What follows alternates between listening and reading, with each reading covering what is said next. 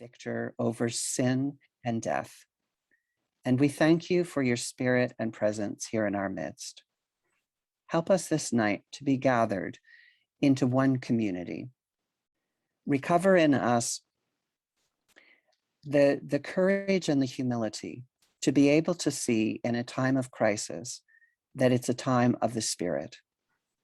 Because of this, even when we are faced with experiences of darkness or weakness or vulnerability and contradiction, we ask that you would help us instead to no longer feel overwhelmed, but always to trust in your goodness and your faithfulness and your risen power ability to be able to do far more than we could ever ask or imagine. In Christ we pray, amen.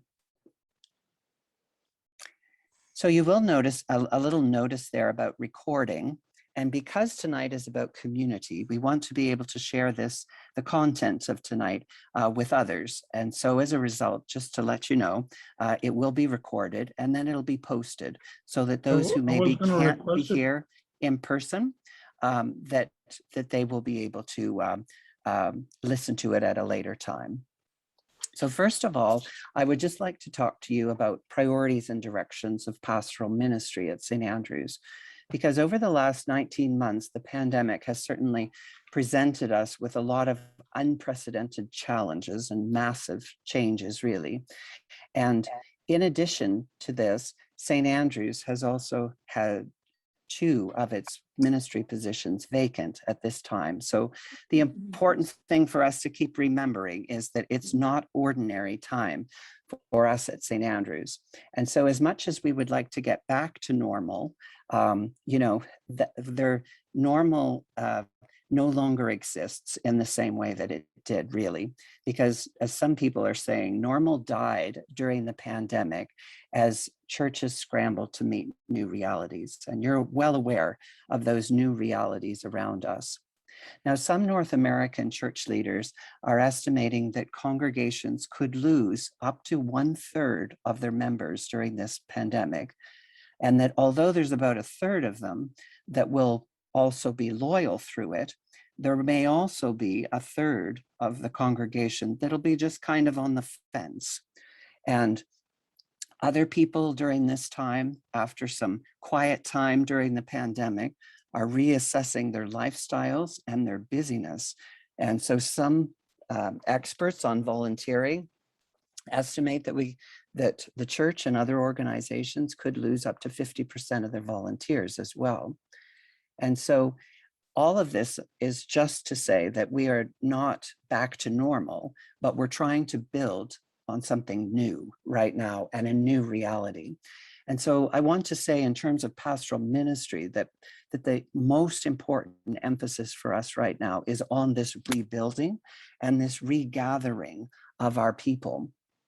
And as much as we can to connect with those people who may be on the fence about whether they're going to reconnect, so that we can be proactive in offering reconnection with our important ministry and faith community. So we need to remember, first of all, that this is not the first time that the church has faced upheaval in its life or challenges. But in the past, that Christianity as a religion has faced all kinds of hurdles and persecutions and challenges. And the amazing thing is that often in the midst of those, that God has birthed something new, and there's been a renewed vitality going forward.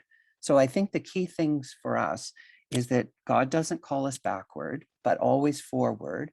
And that when we're willing to follow the lead of the Spirit and listen for God's guidance, that God can often take the things that seem to be the worst disasters and use them for good and for birthing new things.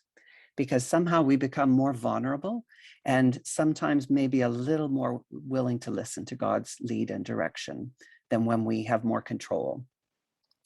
So as lead minister, I've had to set aside some of my regular duties that are part of my position description. And so the session has approved a new work plan for me for the coming 6 months, so that we can work on 5 priorities that specifically have to do with rebuilding in a time like this. And so the first one is worship. The second one is communication and relationship opportunities, session renewal, human resources or staffing for ministry at St. Andrews, and finally the Creek Outreach Ministry. So those are my 5 identified priorities for ministry right now. And I want to just finish up by saying that even in the midst of the challenges that we face, there's good news to tell about our ministry here at St. Andrews, because in-person worship is growing and our online ministry and online engagement of people is also remaining strong. And one of the things that's been particularly encouraging to me through the summer, especially, was getting to meet some of those people that got to know St. Andrews online during the pandemic for the first time, and then started showing up in worship to meet us in person for the first time. And over the past month, every week, we have been seeing new people and who are checking out our ministry. And so it shows me that our vision for ministry is drawing others. So as I mentioned, regathering and re-engaging is really what we're focusing on. And one of the things that I want to mention tonight that you may have noticed today in the links is that we have a new contractor for growth and care who will be working 15 hours a week for us. It's a position that was approved by session just earlier this month. And it's focused in this area of volunteer recruitment, community rebuilding, welcome and engagement of new people, as well as faith formation.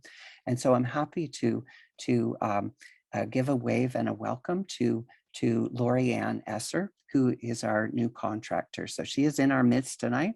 And Lori-Ann, if you want to just reach out and give a wave, if you can see Lori-Ann there. And you're going to be hearing more from Lori-Ann in the future. So the last thing I just wanted to say was the important work that's gone on in the Creek has been continuing. And over the summer, the presbytery had led a roundtable discussion, and then session received a report from the Creek leadership team, and I and a couple of others met with the Creek team last week. And so we're awaiting a new ministry plan from them and further discernment in the near future. And so there are encouraging signs for the continuation of this outreach ministry south of Fish Creek. And so with that, I am going to turn it over to Lynn Judd, who is an elder and is part of MRA, and she has a brief message she wants to pass on to you. Welcome, Lynn. Thanks, Tim. Hi, everybody. It's so nice to see people. I just have a brief report, and it was just a bit of an update. So it's a little bit of a repeat of a couple of things that Tim had said, but I wanted to bring this message from MRA and Session, just to indicate that subsequent to the Clerk of Session's recent communication to the congregation, we wish to emphasize the importance of Tim as Minister of Life and Vision, having 2 consecutive days off for personal time each week. He's just referenced the fact that, and we know the fact that he's the only person we have right now, aside from our contracted people. Session has a responsibility to help safeguard the health and well-being of our ministers, which is vital to the renewal of ministry and mission at St. Andrews. Also, as Tim mentioned, there's a work plan in place for him through to January 31st, which has been approved by Session and identifies the priorities of our ministry together during this time, those 5 things that Tim had just mentioned. As a Session, we're committed to supporting Tim with his work plan, and we also wish to acknowledge the support being provided by Presbytery. And finally, we are most grateful for Tim's leadership during these challenging COVID times, when it has been so difficult to gather as a community of faith. So thank you, Tim. Okay, and thank you, Lynn. And with that, we're going to move over to Jean Morris, who is our General Presbyter and also the interim moderator. Welcome, Jean. Thank you. Hi, everybody. Nice to be with you tonight. One of the items on my terms of reference as your interim moderator is to assist the session in communicating about the exit interview with the Reverend Jared Miller. And this is a number of months old now, but this is the first opportunity that I have had to share parts of that, or a summary of that report since being appointed. And we just acknowledge and remember and give thanks for previous interim moderators that you have had recently, the Reverend Diana Lorenshaw and the Reverend Fiona Swanson. So we give thanks for their ministry in your midst, and I follow in their footsteps. The presbytery is responsible for the ministers who serve within the bounds of the presbytery, and it's our practice to conduct exit interviews with ministers who resign or retire. We have a standard process that we use, and there is a report and recommendations that are generated and presented to the presbytery. Jared and Tim saw the final report, had opportunities to edit it. It's a very transparent and participatory process. Other presbyters, along with Jared and Tim from St. Andrews, Audrey Cole is the representative elder, Judy Coleman, and Dolly Forcade. Jared submitted his resignation to the presbytery on May 28th, and a committee was struck. In the report, gratitude was expressed for the ministry of the Reverend Jared Miller and the gifts that he brought to St. Andrews. Jared expressed concern about conflict at St. Andrews and that the presbytery lacks credibility with some members. He expressed a lack of autonomy in some areas of his work and hoped that the presbytery would support Tim going forward and that Tim would have a role in the selection of associate ministers. The committee observed and reported to the presbytery that Jared communicated different things to different constituencies within the congregation, Tim and presbytery, about the reasons for his resignation. And that contributed to confusion, hurt, and blame within the community of St. Andrews. The committee also emphasized with Jared the necessity that he sever the pastoral ties with members and adherents. And while this is difficult because pastoral relationships are strong, what this means is that Jared would not have any pastoral relationships with people at St. Andrews, would not be conducting any services for people within St. Andrews. So funerals, weddings, memorials, would not have any input into ministry areas, including the Creek. And Jared agreed with this, but also recognized that this is difficult, particularly given the use of social media. And so the presbytery appointed the Reverend Grant Gunnick to provide guidance to Jared regarding severing the ties. Jared preached for the call in the spring, as you know, and was called to Chippewa Presbyterian Church. The session was a part of the exit interview, and they acknowledged with grief Jared's leaving and recognized that this is another change in leadership for St. Andrews. The session recognized and expressed concern about the stress of ministry on their ministers over the previous months, and expressed concern for the Creek ministry and recognized that communication had not been clear between the Creek participants, the session, and the presbytery and the congregation. They met with the Creek leadership team, who expressed concern and unresolved questions around Jared's departure. It was clear for them too that there were many communication issues about roles and responsibility, Jared's, the sessions, the presbyteries. The leadership of the Creek team expressed desire to work with the session to continue the development of the Creek ministry.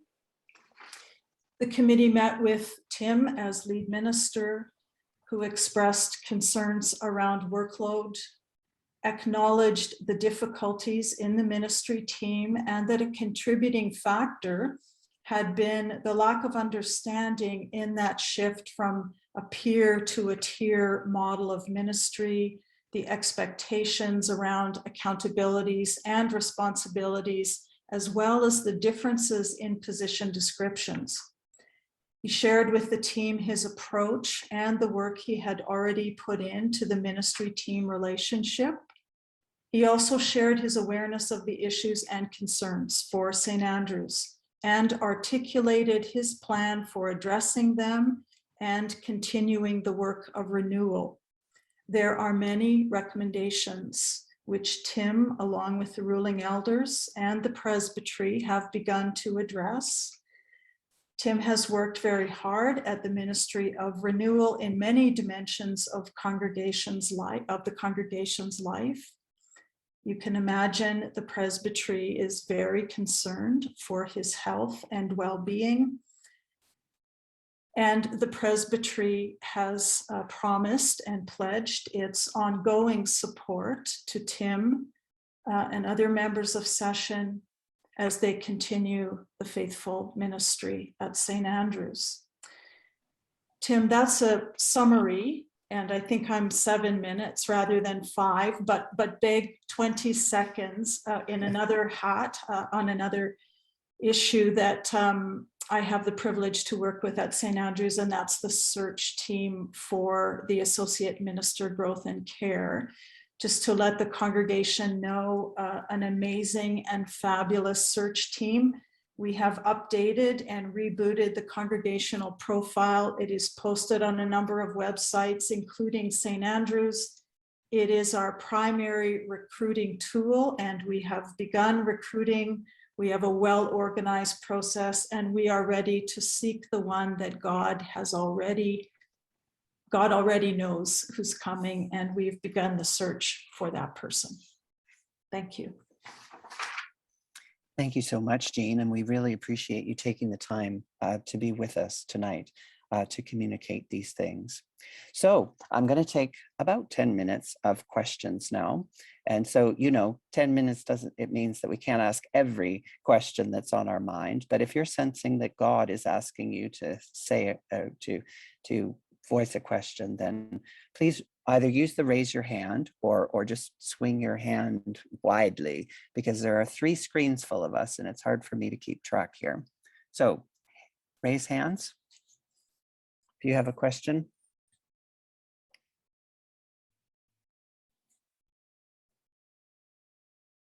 Debbie can help me scout out hands if I'm missing them.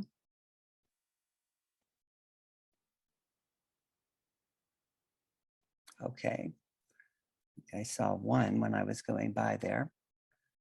Where is it? Let me go back.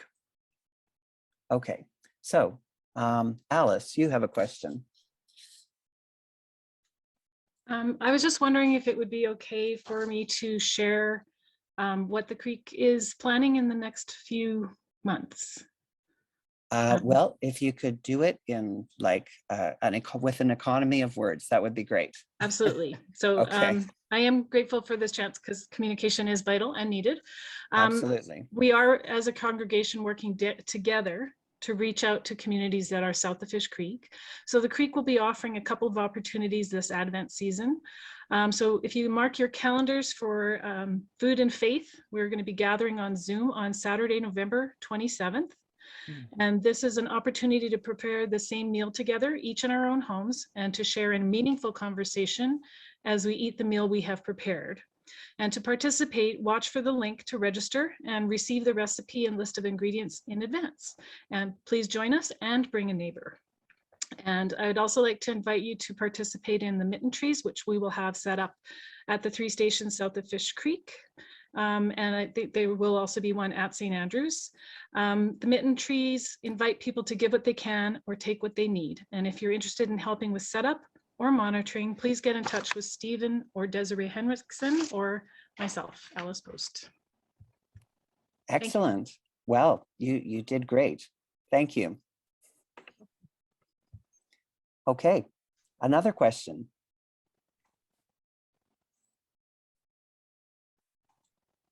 Yes, Lynn. Oh, that's a thumbs up.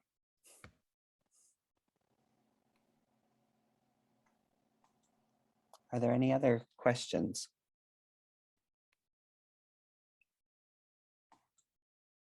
Okay, well, let's move on then to our finance team, and they're going to give us an update on our stewardship of giving. And so I'll turn it over to some folk from the finance team. Yeah, thanks, Tim. This is going to be me, John Cuthbertson, and Dave Townsend primarily tonight. As we go through this, please store up your questions if you have any. Tim mentioned the impact of COVID, and that's reflected in our financial performance to date. Dave will talk further about that. I wanted to just thank everybody who participated in and bought tickets for the Best Dinner fundraiser. You saw on the link newsletter today that we're around $8,100. That's fabulous. The entertainment was fabulous, although I have to confess that my Scottish grandmother might have had something to say about 3 Catholic nuns in the performance. So I want to turn it over to Dave Townsend at the moment, and you'll know Dave from his financial expertise and presentations at the annual congregational meeting in the past and in other contexts. So Dave, over to you. Thanks, John. Is Shauna out there to share the screen? Great. I wasn't really ready for the screen to be shared, but that's okay. Can you maybe take that down for a minute? And I just wanted to make sure you were there. So I'm here. Okay, great. We're good. So, well, hello, everyone. After that inauspicious start, I guess. The goal here is to be transparent and keep everyone informed about our finances. And in an effort to do that throughout the year, we provided announcements from the pulpit, and there's been updates in the newsletter, and the financials have been posted online on the website. Session has been provided with a preliminary 2022 budget for discussion and feedback. So that's kind of where we stand. And Dave, you're fading out when you turn your head from the mic. Oh, sorry. Okay, thanks for that, John.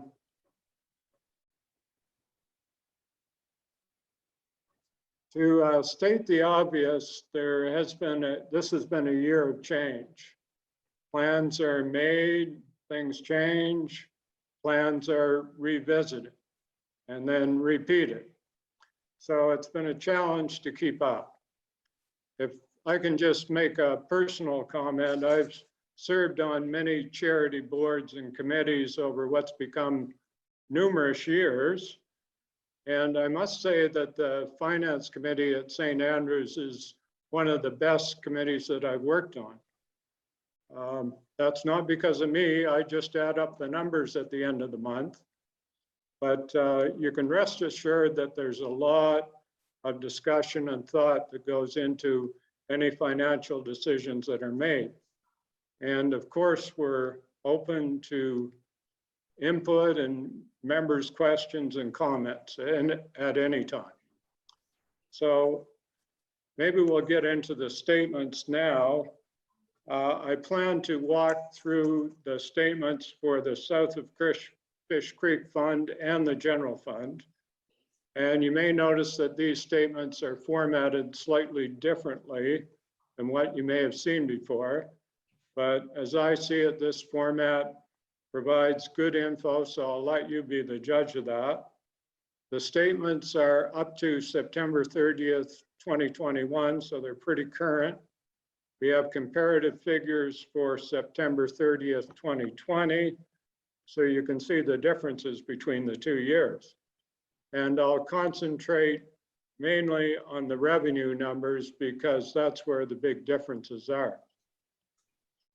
So Shauna, can we get up the south of Fish Creek one first, maybe?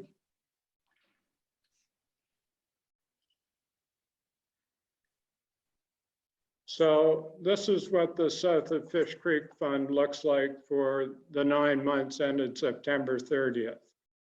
And if you look at the top, the investment income is the gain on the moor funds that have been sold during the year. And as you may know, the general fund pays all the expenses for the South of Fish Creek Fund during the year. And then South of Fish Creek repays that by cashing in the moor funds. And there was about over 70,000 in moor funds that were redeemed in 2021. And that's the gain on those. So if you look down to the bottom line, you'll see that the fair market value, the market value of the South of Fish Creek funds right at the bottom, Shauna. Yeah, the market value of at September 30th of the investment at Moore is over 1.1 million. So pretty healthy balance there. And just one other point of note, we received the wage subsidy during the year, and some of that was for Jared's salary, Reverend Jared's salary. So there was about $7,000 that was recovered because of that. And that was credited back to Fish Creek. So I'll just pause there if anyone wants to talk about the South of Fish Creek finances. If there are any questions there. Are there any questions for David at this point? I see Bill Judd. Bill, would you like to go first?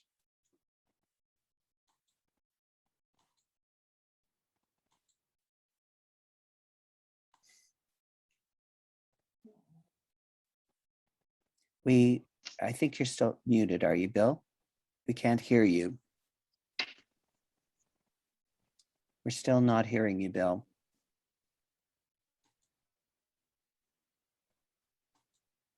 We're not getting to hear you, Bill. Can you unmute or? Okay, There. Lynn showed me how to do it. I couldn't Okay. actually find myself on all these different screens because when you share the screen, then there's more screens of all the pictures. Anyways,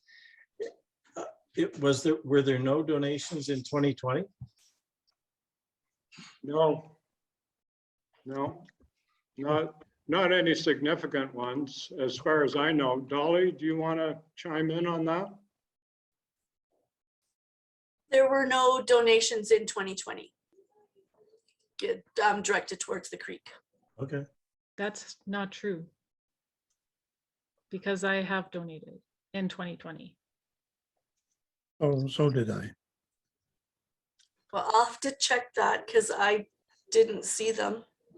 I'll look into it, and we'll make the adjustment. It'll be adjusted before the end of the year. Okay, thank you, Dolly. Are there any One- other questions? One quick question is the balance and the 1 million, what is the difference? Maybe I'm missing something there. So we say that the investment is 1.1 million. That's the market value of the investment, yes. And what's 796,000? That's what they call, that would be the cost, the book value, Oh, I see. what we paid for it, basically. Okay, so the balance is 1.1. Okay, Okay, thank you. you're welcome, Steve. Are there any other questions about the South of Fish Creek Fund tonight?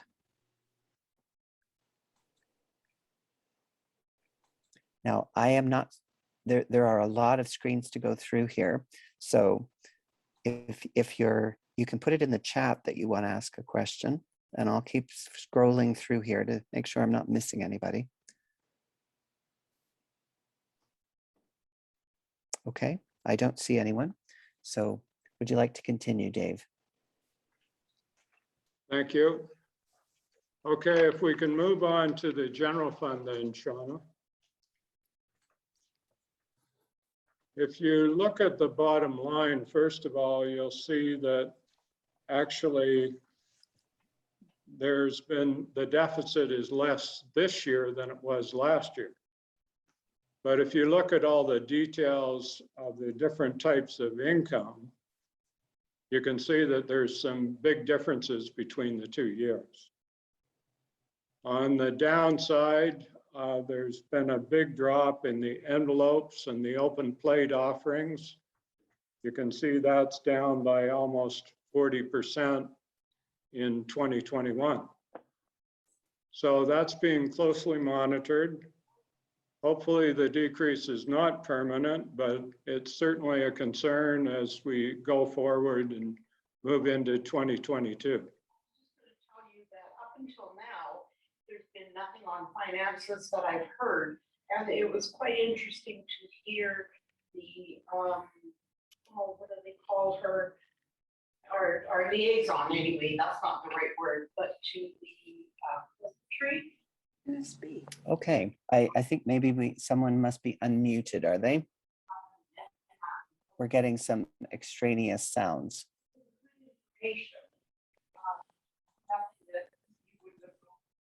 Okay, well, I'll just continue on here if that's okay. Yes, please go ahead. Yeah. You'll also note the $60,000 in government grants Screen, one's got a voice and one hasn't, so. and subsidies that were received in 2021. Oh, years. And there's, half a year, so. Okay, I'm going to just ask again that if you're not muted, if right now you could mute because we can hear you talking.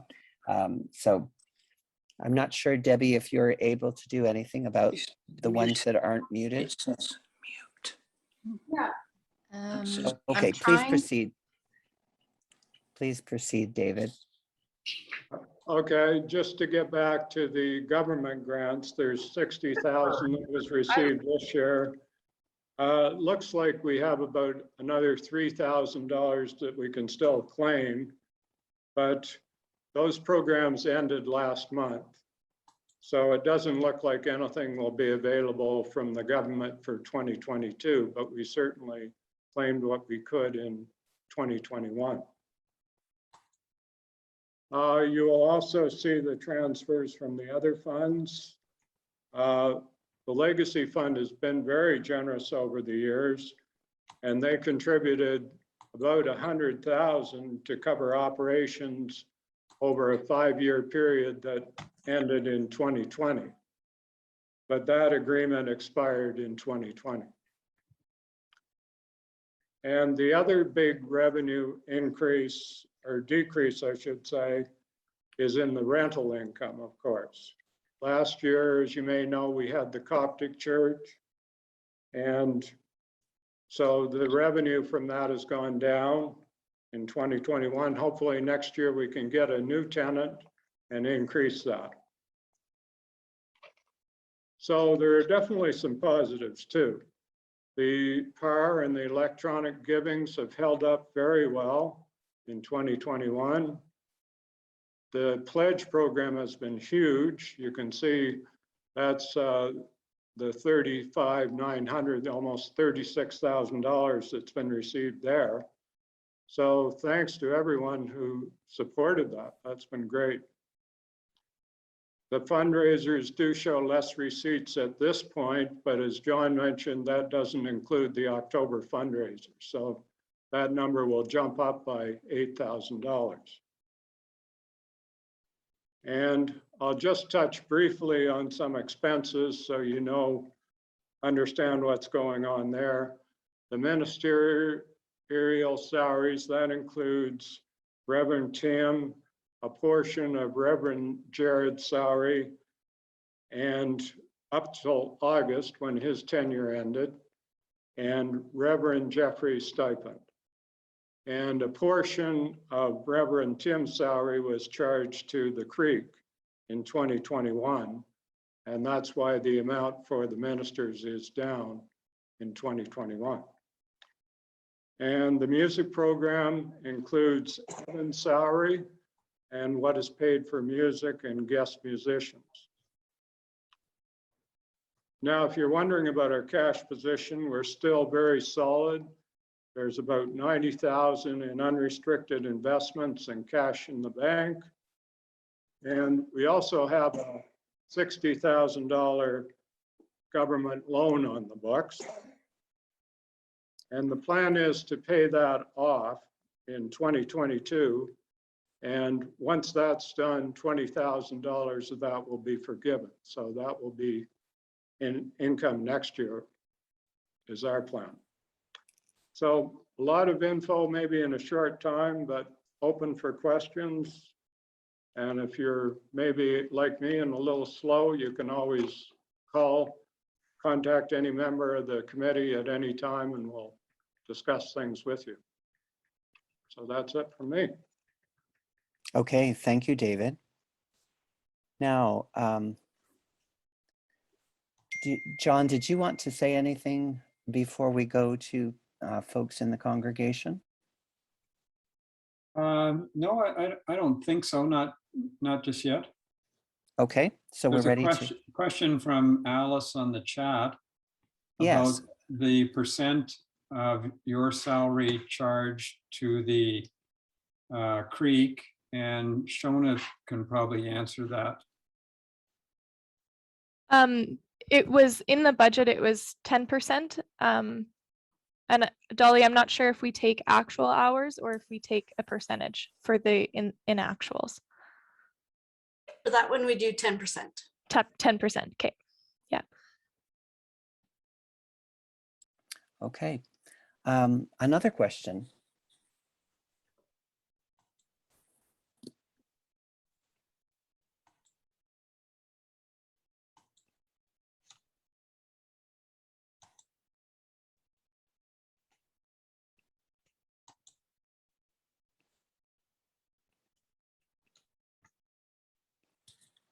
Oh, I see Judy. Judy's hand up. Yes, okay, thank you. Go ahead, Judy. I was looking at the 2021 budget, and in that budget, we had allotted 6 months to the communication coordinator's position. And he is still a member of staff. And I'm just wondering where the money to pay him has come from since it was not in the budget.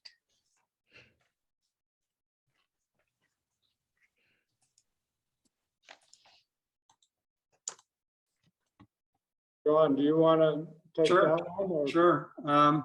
The communications, you're right, Judy, it was budgeted till the end of June, and the amount was reduced by a quarter. And for the balance of the year, there was a demonstrated need for that person, and session on motion from session, that application, which is still pending to the legacy fund to cover those costs. So that's where that sits right now. I'm sorry, I don't remember that coming to session to pay for that position. I don't remember it. To come So up. I'm not a session member, so I can't. John, I think that the press, I don't think that the communications one has gone to session. It's gone to the legacy committee first. And then once they make their decision on that, that would be going to session to approve. Yes, thank you, Shona.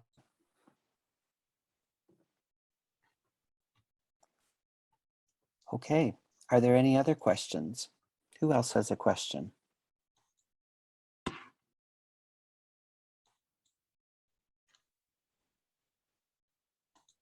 I do. Okay, who? It's Rob. Oh, yes, go ahead. I just heard, did we borrow money from the government? And if we did, what was it used for? We applied for one of the COVID program loan amounts of $60,000. And as Dave said, if we repay that by December of 2022, we only have to repay 40 and we'll get to keep 20. This sort of segues into an update on the kitchen project that maybe I could take a minute to make sure everyone has common information. In the spring this year, we looked at one of the top priorities raised by the facilities group and other constituents in the congregation about doing the kitchen and fire suppression project. A financing plan was developed, and part of that financing plan was not to make a congregational appeal to support that project at this time. The funds were coming from the Ladies Guild, who have been saving for several years now, a material contribution. There was to be support from the Memorial Fund. There was approved request from the Legacy Fund in this year, 2021, and possibly for 2022, although that wasn't determined. The amount of the project was $69,000, and session approved that. And so we were proceeding on that basis, thinking that we could start and finish the project by now, while the church was more or less closed from COVID. But a couple of wrinkles happened that we didn't expect. One is that the building codes changed, and we were required to bring the project up to current building code standards if we did it. And also there was a need for engineering drawings, and the two of those together escalated the cost of this project to nearly $90,000. As a result of that, there's been further discussions and with the Ladies Guild last week, and they formed a small working group to look at this project in more detail. And so we'll wait to hear from them about next steps on that project. Clearly, the $90,000 is a material number, and our financing plan didn't include funds for that big of a change. Anyone have questions on the kitchen project? So sorry, on the loan, the federal loan, we didn't anticipate having enough funds in 2021 to do the kitchen project, but we thought if we use some of that loan money in 2021 to cash fund it, we would then worry about picking up the balance of the required funding in 2022. And that could be from, congregational fundraiser, could be Legacy Fund, Memorial Fund, a wide variety of ideas, none of which had been determined at that point. So hopefully that answers the question about the kitchen project and the federal funds. So the loan has not been used and it's not accounted for anywhere. Pardon me? I said the loan has not been used. No, we have the money. So where does it show in the balance sheet? We don't have a balance sheet here in front of you. So you haven't put it in revenue then? No. No, but it's $60,000 we owe approximately, or we don't use it, we're going to have to pay it back. Yeah. So okay. We have 60,000 of cash and 60,000 of a liability. Yeah. And on December next year, we're going to have 20,000 of cash and no liability.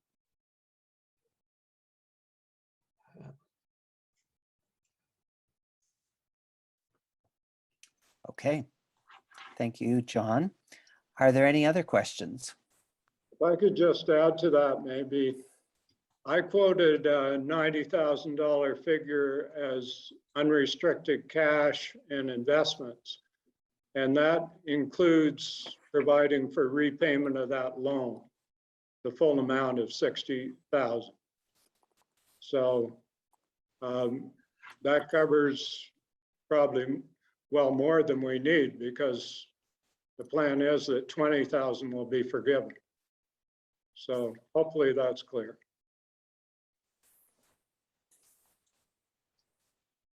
Okay, thank you, David. Is there conditions on it?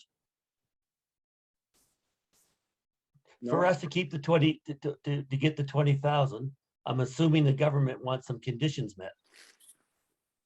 Condition is we have to pay it back by December of next year. Otherwise, we move into an interest-bearing loan situation. So we don't have to use it for anything, we can invest it. Well, you're, go ahead, Dave. John. Okay, well, technically, it should be used for wages, maintenance, whatever. You know, it's hard to take 60,000 and put it in a separate pot and say we spent 60,000 on this. But No, what I'm looking for is there conditions on the money that we got? We have to pay back 40. right, But if we use it, is there conditions on it to get the 20? just repay it, as John said. Like the So just repay it, condition, so we get 20,000 from the government. Yes. basically, yes. Does anybody know how much money that the Ladies Guild has got in that cash account for the kitchen renovations? Well, it's invested right now. Yes, I know, yeah.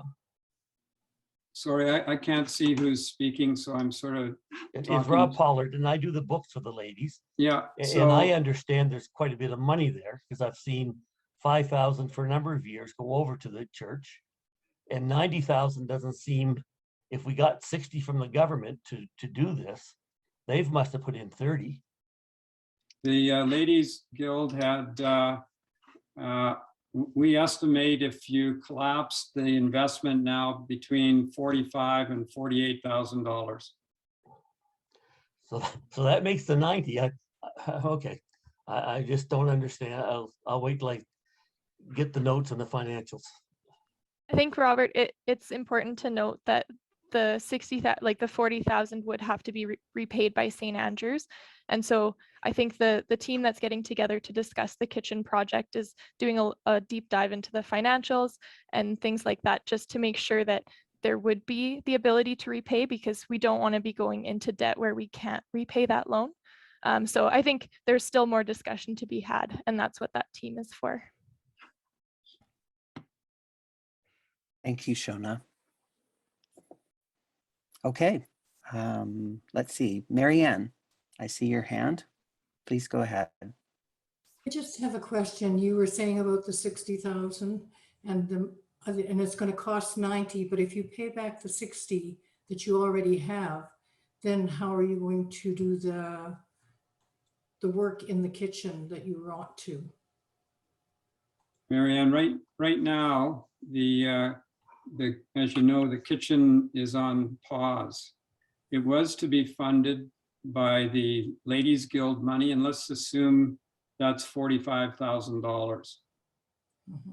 Plus another 14.5 from the Legacy Fund, plus I think 10 or 15 from the Memorial Fund. And then the 15,500 from the memorial. It's 15,500 from memorial. Okay, and then the balance of the cash required to do the project in 2021 would have been sourced by that loan money. That's my question. If you pay back the loan, then you won't have the money to do it in 22. Can I just, sorry. If you use the money to pay the loan in 22, then you won't have that 60,000 to pay towards it. Where is that money coming from?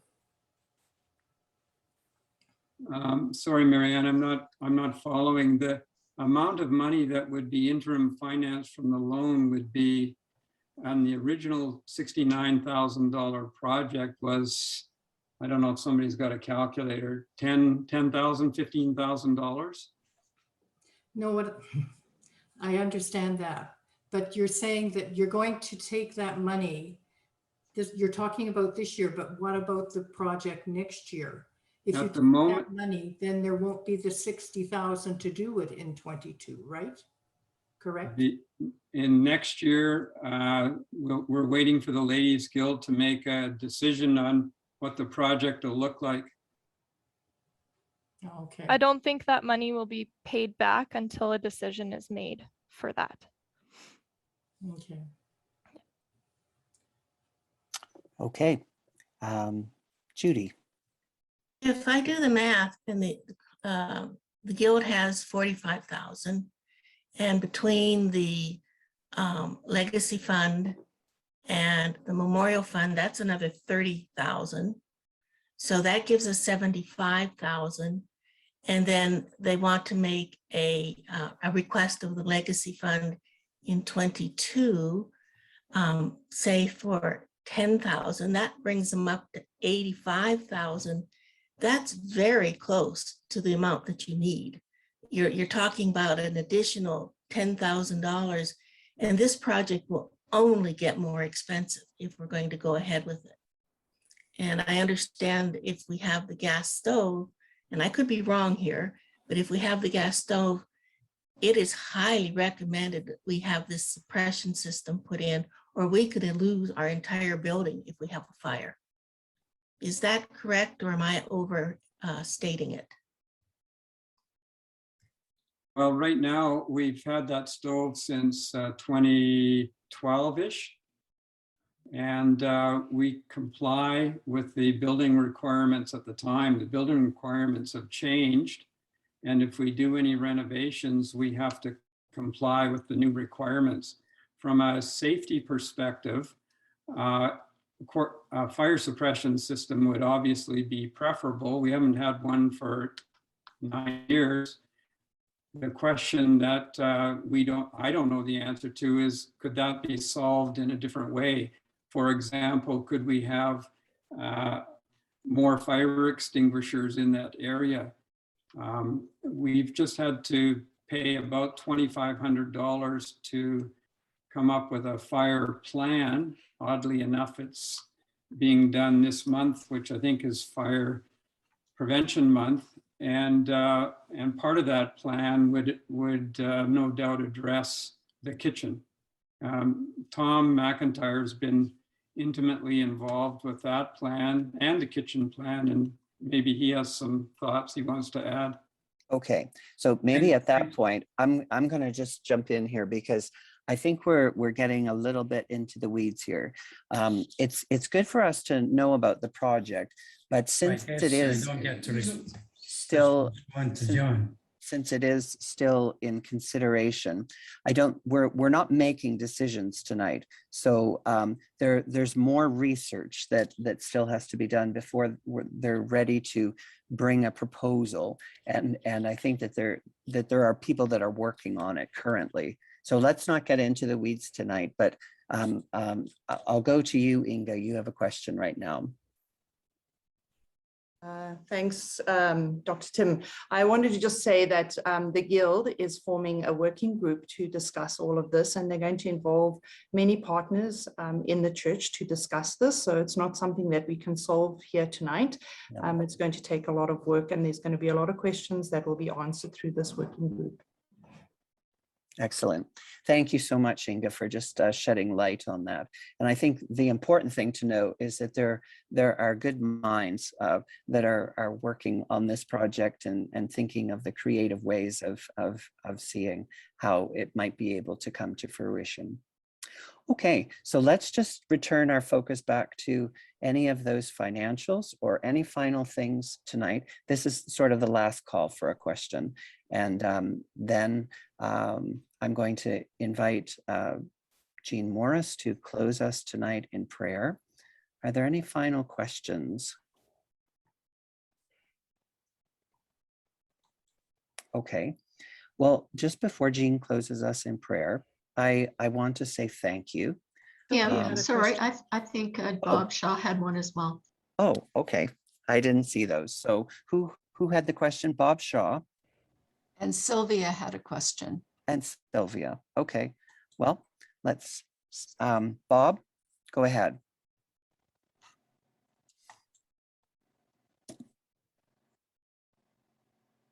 Okay, you can hear me?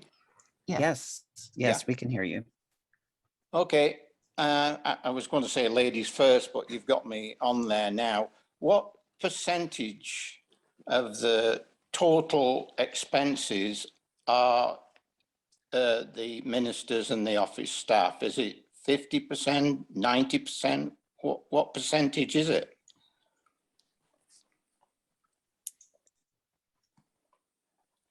Are you talking about the budget or are you talking about right now? Well, isn't that the same thing? Not for 2022, but for at the present. Just a rough percentage. Bob, if you're looking at ministers and support staff, Yes. as a percentage of the total expenses, Yeah. it's 50% roughly. Okay. Okay. That's all I wanted to know. Okay, thank you, Bob, and thank you, Yeah. Shona. And Sylvia. Thank you, Dr. Tim. So this is a question about something totally different, nothing to do with money. On Sunday, we had 3 or 4 clips from the Beautiful Day in the Neighborhood movie, which was great. And I was at the service and saw them, but I didn't quite catch the puppet show at the end. So when I came home, I logged on to catch that. And when it came to the part on about the showing the video or the movie clips, the screen went black. And something came up to say that there was a policy breach. And my neighbor told me later, and he was quite concerned because I've been getting him to watch the services, and he's quite concerned that we're maybe breaking the law. So Right. we have permission to use these clips, and how come it blacked out during the service? That's my question. Yeah, okay, no, good question. Thank you, Sylvia. Yes, and so this was, we have gone to the movies before at St. Andrews, but we have never gone to the movies during the pandemic. And so this was something that we thought that we were okay, because all of the clips that you got to see on Sunday were actually clips that are already on YouTube. So they're already publicly available. But the YouTube algorithm picked up on this, and by the time we got to our last clip, which was the 4th one, it shut things down because it picked up on these movie clips. And so what happened after service was that, like you, I was quite concerned. We have a significant ministry through YouTube, and I did not want our account shut down or frozen. And so what David did, David and I were there for a while after church on Sunday and working with our communications person, Michael, to sort this out. And so what we've done is all of those clips have been removed from the sermon from Sunday. So there's a way that when they raise these concerns, you can respond and say, yes, we agree, please take them out. And they have an editing system that just goes ahead and takes those clips out. And so it won't affect our YouTube channel. And you can assure your friend that we will continue to stay on top of this and make sure that we're not breaking the law.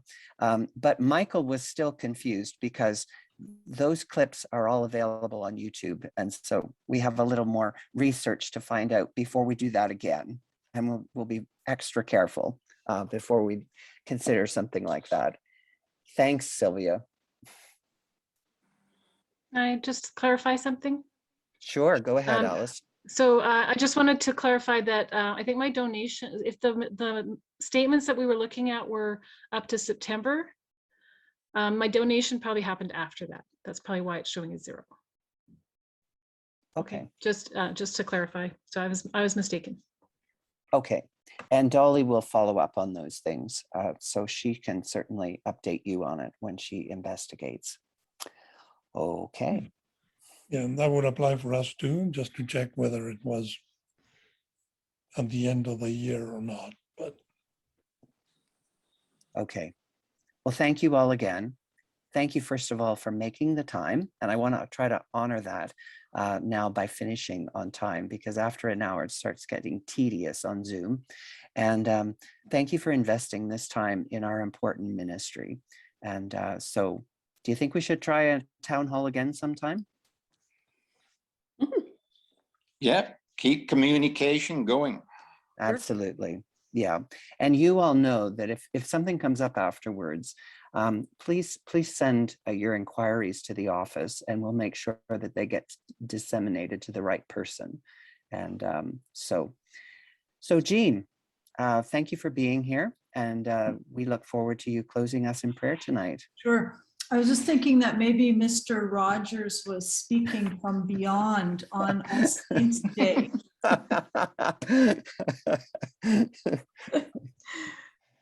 Let us pray.